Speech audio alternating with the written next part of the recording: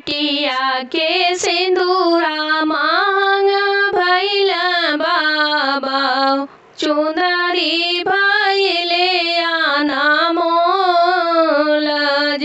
हटिया के सिंदूरा मांग भैल बाबा चुंदरी भैले आना मोल।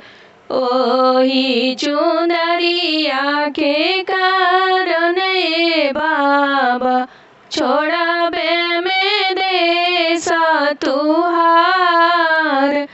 ओही चुंदरिया के कारण बाबा छोड़बे में देश तुहार।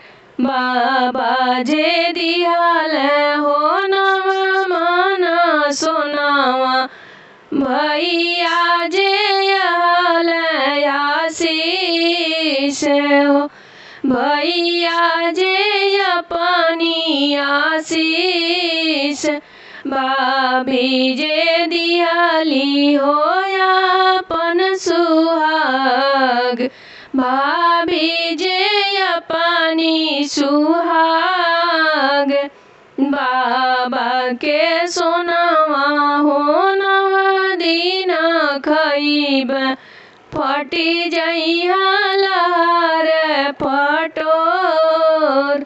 भैया के घोड़वा नगर में घूमइब भाभी के बड़ेला सुहागे हो। भाभी के बड़ेला सुहागे।